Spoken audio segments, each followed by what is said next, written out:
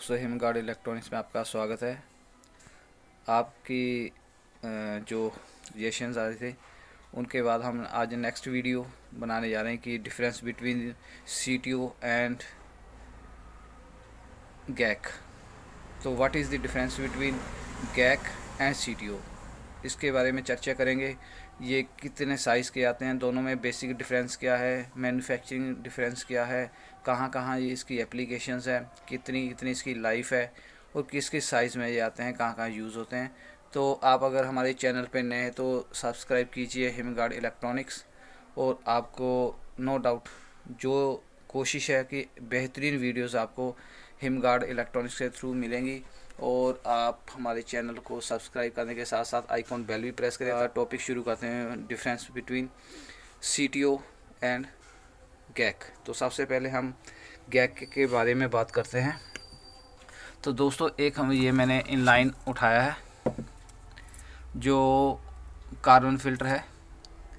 तो इसमें जो कार्बन फ़िल्टर में इनसाइड जो होता है, मैंने लास्ट वीडियो में बताया था कि एक्टिवेटेड कार्बन्स होते हैं जिनको हाई टेम्परेचर पे इन दी एब्सेंस ऑफ ऑक्सीजन जो हीट किया जाता है बहुत ज़्यादा, तो उस पे ये एक्टिवेट किए जाते हैं। तो इसका जो एप्लीकेशन है उसके बारे में डिस्कस करेंगे। अब सीधे हम गैक पे आते हैं कि गैक और सीटीओ का क्या डिफरेंस हो। तो सबसे पहले मैं गैक फ़िल्टर उठाता हूँ।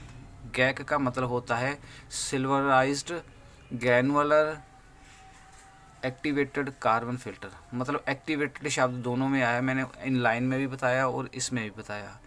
जब जैसे कोकोनट शेल है या कोई और बोर्ड है, उसको हाई टेम्परेचर पे हीट किया जाता है और बिना ऑक्सीजन के हीट किया जाता है, तो उसमें जो कार्बन ग्रैनुअल्स प्रोड्यूस होते हैं उनका जो एक्टिवेशन का मतलब क्या है कि वो उनके जो पोर हैं इतने खुल जाते हैं कि वो पानी जो उसमें से पास ओवर होता है तो वो पानी के साथ रिएक्शन करके, जिस शब्द को हम यूज़ करते हैं टेक्निकल शब्द को, उसे कहते हैं एड्जॉर्प्शन। तो उस के थ्रू जितने भी पेस्टिसाइड्स केमिकल्स होते हैं उनको ये अपने साथ चिपका लेता है। और इसकी अगर आप आवाज़ सुनेंगे तो ये लूज़ होते हैं, इनसाइड दाने होते हैं कार्बन के, जो पानी इसमें से पास होता है, जो उसमें से पेस्टिसाइड हो, स्पेशली क्लोरीन हो और हैवी मेटल्स हों, बायो सब्सटेंस हो जैसे पत्तों का चूरा, ऐसी चीज़ें जो बायो इम्प्योरिटीज़ है, उसको ये रिएक्शन कर कर अपने साथ चिपका लेता है। तो अब ये था ब्रीफ इसकी इंट्रोडक्शन। अब मैं सीटों की इंट्रोडक्शन दे देता हूँ। ये भी कार्बन ही है और इसकी जो क्षमता है, या कहें कि ये बनते कैसे हैं, तो जो कार्बन एक्टिवेटेड ग्रैनुअल एक्टिवेटेड कार्बन होते हैं इसमें एक ग्रैनुअल्स होते हैं, दाने होते हैं। तो लेकिन इसमें जो है वो इन दानों को, ग्रैनुअल्स को ग्राइंड किया जाता है और उसका पाउडर तैयार किया जाता है। तो पाउडर तैयार करने से इसका जो बाद में और ज़्यादा टेम्परेचर पे ही इसको हीट किया जाता है। हीट करने के बाद इसको जो है कंप्रेस कर कर ब्लॉक के रूप में तैयार किया जाता है। अब ऐसी ज़रूरत क्यों पड़ी है कि ग्रैनुअल तो थे, फिर इसको ब्लॉक को क्यों बनाया गया, उसके बारे में चर्चा होगी। तो इसके अलावा अभी मैं आपको दूसरे इसके रूप बता देता हूँ। कार्बन ब्लॉक जो है इस शेप में भी आता है और कार्बन ब्लॉक इनलाइन शेप में भी आता है। ये अभी आप देखेंगे ध्यान से तो इसकी आवाज़ सॉलिड आ रही है कि इसके अंदर जो है वो कार्बन ब्लॉक है।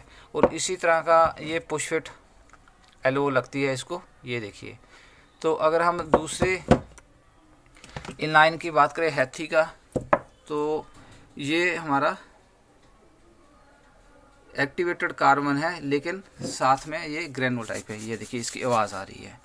और इसके अलावा ये इससे भी छोटे साइज़ में आता है, ये भी कार्बन है लेकिन जहाँ स्पेस बहुत कम होता है तो उसमें ये हम डालते हैं। और जो छोटी फैमिली है उनके लिए लास्ट में लगाते हैं, पोस्ट कार्बन कहते हैं इसको।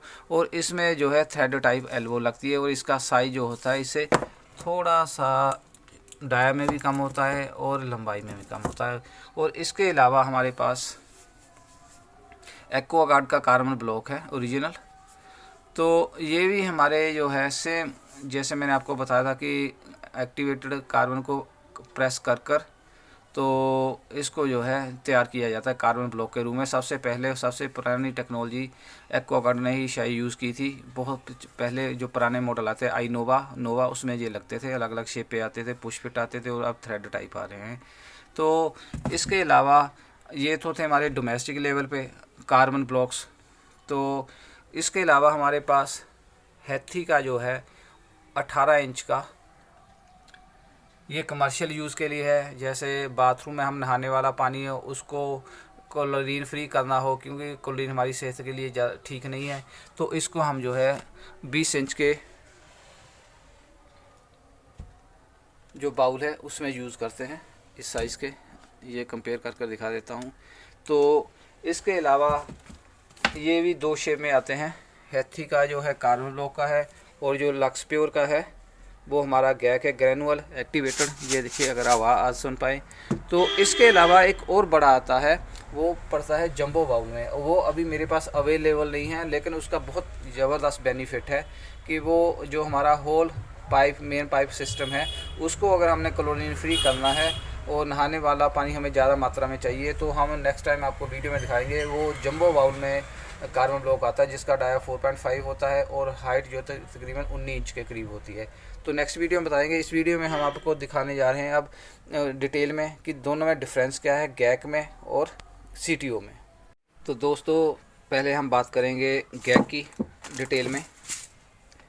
जैसे मैंने आपको गैक के बारे में बताया कि इसमें लूज़ ग्रैनुअल्स होते हैं जो इसके अंदर हम फ़िल्टर के डाल देते हैं। ये इस शेप का जो फ़िल्टर है वो हमारे जो बाउल होते हैं प्री फ़िल्टर बाउल उसमें डालकर यूज़ किया जाता है। और इसका कॉम्बिनेशन जो है अकेले नहीं होता है, इसके साथ साथ एक में कार्बन ब्लॉक भी डाला जाता है और उससे पहले सेडिमेंट। तो ये तीनों का कॉम्बिनेशन होता है जो हमारे 5 स्टेज यूवी प्योरीफायर यूज़ होता है। सबसे पहले सेडिमेंट में सेडिमेंटेशन होती है, फिल्ट्रेशन होती है, उसके बाद कार्बन ब्लॉक में, और उसके बाद ग्रैनुअल एक्टिवेटेड कार्बन में। तो इसको हम अगर बेहतर तरीका ये कि इसको हम पहले यहाँ रखें और इसको यहाँ रखें, तो ये बेहतर रहेगा, क्योंकि इस पे भी प्रेशर ड्रॉप हो जाता है पहले ही जब पानी पास ओवर होता है। तो इससे नेक्स्ट लूज़ है इसलिए इसमें प्रेशर ड्रॉप नहीं होता है, लेकिन इसमें से पानी का जो है फ़्लो है वो स्लो होना चाहिए ताकि जो प्रॉपर टाइम इस ग्रैनुअल को मिल सके और इनमें से जो केमिकल्स है वो एब्जॉर्ब हो सके। और फाइनली बाद में जो है क्लोरीन रिमूवल के लिए और केमिकल जो बहुत ही छोटे पोर के हैं, छोटे साइज़ के हैं, वो कार्बन ब्लॉक रिमूव करता है। अब आपको एक मेजर डिफरेंस बता देता हूँ। सेडिमेंटेशन के बारे में तो मैंने बहुत आपको बता दिया है ऑलरेडी कल वाली वीडियो में। आज वाली वीडियो में कि सीटीओ में क्या होता है, क्योंकि लूज़ कार्बन होते हैं तो इसमें से कुछ परसेंट जो ग्रैनुअल्स के रिएक्शन के बाद भी पार्टिकल्स हैं, केमिकल्स, पेस्टिसाइड्स और जो इम्प्योरिटीज़ है, केमिकल इम्प्योरिटीज़ है, वो आगे पास ओवर हो जाती है, ये छोटे साइज़ की है। लेकिन जो कार्बन ब्लॉक है उसका पोर साइज़ कार्बन ब्लॉक कम्पैक्ट होता है, पाउडर से तैयार किया जाता है, तो उसमें जो पोर साइज़ है बहुत छोटा होता है। तो ये कार्बन ब्लॉक की एडवांटेज है कि वो पार्टिकल्स को बाहर नहीं जाने देता, जो छोटे साइज़ का भी है। यहाँ होता है कि जो बड़े साइज़ का पार्टिकल्स है वो यहाँ चिपक जाता है, लेकिन छोटे साइज़ के इससे पास ओवर हो जाते हैं, लेकिन कार्बन ब्लॉक उनको ट्रैप कर लेता है। तो दोनों का ये मेजर डिफरेंस है। सेकंड डिफरेंस है कि इसका जो फ़्लो है इसमें ज़्यादा ड्रॉप होता है और इसमें बहुत कम होता है, क्योंकि इसमें ग्रैनुअल्स है तो पानी आराम से पास ओवर हो जाता है, लेकिन कार्बन ब्लॉक की ये एक ड्रॉबैक भी है। तो इसलिए हमें इसी सीरीज़ में लगाने चाहिए अगर हम यूवी प्योरीफायर यूज़ कर रहे हैं, कि पहले सेडिमेंट, फिर ग्रैनुअल कार्बन एक्टिवेटेड कार्बन और फिर हमारा कार्बन ब्लॉक। तो ये तीनों बाउल में अलग अलग ऐसे भी डाल सकते हैं, एक तरह के बाउल में यूज़ कर सकते हैं, अलग अलग साइज़ के बाउल आते हैं, तो अकॉर्डिंग टू अपनी ज़रूरत। तो अब नेक्स्ट हम बात करते हैं कार्बन ब्लॉक की। तो कार्बन ब्लॉक में जो इसका पाउडर है, उस पाउडर को करने का फ़ायदा क्या है। हम ग्रैनुअल एक्टिवेटेड कार्बन भी तो यूज़ कर ही रहे थे, इसके जब पाउडर को हम इसको जो इसके ग्रेनुल तैयार होते हैं, पार्टिकल तैयार होते हैं, तो इसको जब हम पाउडर में कन्वर्ट करते हैं, ग्राइंड करते हैं, तो जो इसका सरफेस एरिया है, वर्किंग एरिया है, वो बहुत गुना बढ़ जाता है। हम ऐसे कह सकते हैं कि अगर 1 ग्राम एक्टिवेटेड कार्बन ले लें और उसको ग्राइंड कर दें, तो उस ग्राइंड करने से उसका सरफेस एरिया इतना बढ़ जाएगा कि आप 1 फुटबॉल के ग्राउंड को भी जो है कवर कर सकते हैं उससे, इतना ज़्यादा सरफेस एरिया बढ़ जाता है।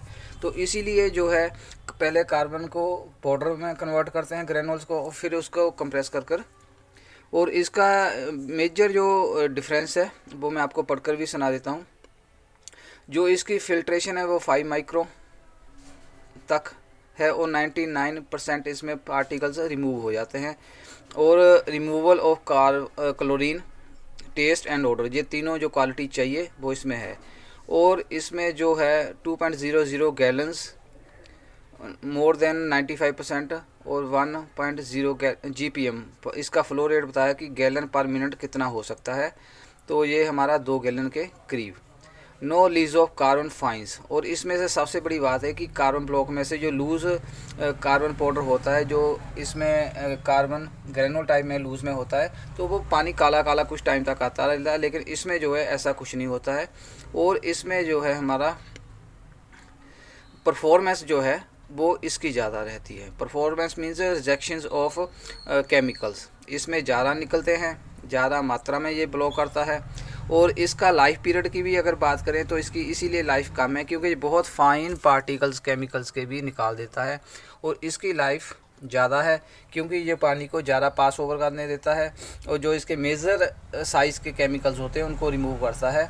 और दोनों में ये एक ख़ास बात का ख्याल रखना है दोस्तों कि जो पानी का प्रेशर है, फ्लो है, वो बिल्कुल जेन्युइन होना चाहिए, कम होना चाहिए, ताकि इन दोनों को ही टाइम मिल सके कि वो केमिकल्स के साथ रिएक्शन करें। क्लोरीन, फ्लोराइड और भी जो केमिकल्स हैं, मरकरी, हैवी मेटल्स, उनको ये रिमूव कर पाए। तो ये था इनका जो साइज़ वाइज, और मैंने आपको ये भी बता दिया कि कैसे यूज़ होते हैं। अगर हम इनको दूसरी शेप में लें तो इसको कहते हैं इनलाइन कार्बन ब्लॉक। तो इसमें भी कार्बन ब्लॉक ही है इसी तरह से, लेकिन ये वाटर फिल्टर के अंदर यूज़ होते हैं। इनलाइन इसे इसलिए कहते हैं। तो ये इनलाइन जो है सेम काम करते हैं, लेकिन इनका शेप जो एल्बो टाइप और अलग लगते हैं। ये फिल्टर के हम अंदर लगाते हैं, वाटर फिल्टर के। तो इसी तरह से ये भी कार्बन ब्लॉक है, सेम इसी तरह का एप्लीकेशंस है जो मैं आपको बता चुका हूँ। और ये है हमारा हैथी का, ये भी सेम इनलाइन कार्बन और ग्रेनुल टाइप है। तो दोस्तों जब आप स्टार्टिंग में यूज़ करते हो इसको एक्टिवेटेड कार्बन को, तो गैक को यूज़ करें, मतलब लूज़ कार्बन यूज़ करें। और अगर आप फाइनल स्टेज पे लगा रहे हैं इसको वाटर फिल्टर की, तो फिर जो है कार्बन ब्लॉक को यूज़ करें, क्योंकि वहाँ जो है पानी ऑलरेडी प्रेशर उसका कम हो चुका होता है, ड्रॉप हो चुका होता है, चाहे वो आरओ हो, यूवी प्योरीफायर हो। लेकिन ये हमें स्टार्टिंग में नहीं लगाना चाहिए, नहीं तो ये स्टार्टिंग में ही ब्लॉक हो जाएगा और आगे पानी नहीं जाएगा।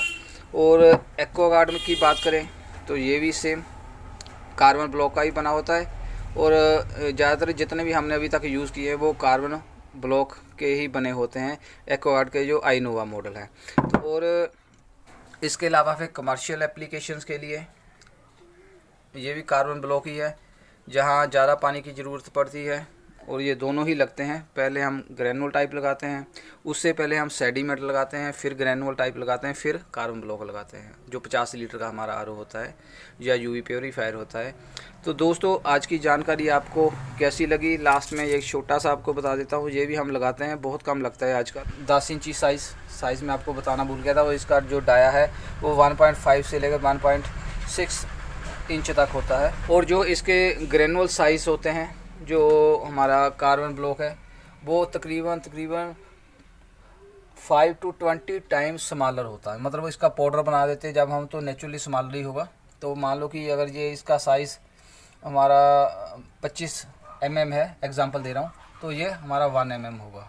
एक्चुअली ऐसा नहीं होता, इससे भी बहुत ज़्यादा बारीक होते हैं, मैंने एग्जांपल दी है। तो दोस्तों नेक्स्ट वीडियो के साथ फिर हम दोबारा हाज़िर होंगे।